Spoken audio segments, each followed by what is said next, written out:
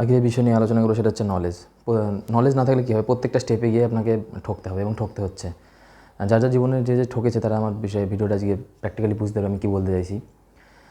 দেখুন, নলেজ থাকলে আপনি কোনো নার্সিংহোমে গিয়েছেন, আপনাকে দেখছে আপনার ভিতরে নলেজ কম রয়েছে, আপনার বডি ল্যাঙ্গুয়েজে বুঝতে পারছে যে নলেজ কম আছে, দেখি সেখানে কিন্তু বিল বেশি করবে, ঠকাবে। সব নার্সিংহোম না, কিন্তু কিছু নার্সিংহোম ঠকাবে। এটা প্র্যাকটিক্যালি বলছি আমি। নলেজ বাড়াতে হবে প্রত্যেকটা স্টেপে। নলেজ বাড়লে আপনাকে কী হবে, আপনার দেশ দুনিয়ার খবর থাকবে আপনার কাছে, থাকতে হবে। একটা নার্সিংহোম বলতে গেলে কী লাগে, প্রাইভেট লিমিটেড লাগে, এনএবিএস লাগতে হয়, সব ইনফরমেশন আপনার কাছে থাকবে। তাহলে কী হবে, আপনাকে ঠকাতে পারবে না কেউ। আর ঠকানো মানে কি, নিজের পরিবারকে ঠকাতে পারে আপনি যদি নলেজ না থাকে আপনার ফাইন্যান্সিয়াল থেকেও আপনাকে ঠকিয়ে নেবে, মানে টাকা। তাহলে নলেজ থাকলে আপনি সব জায়গায় এগিয়ে যাবেন।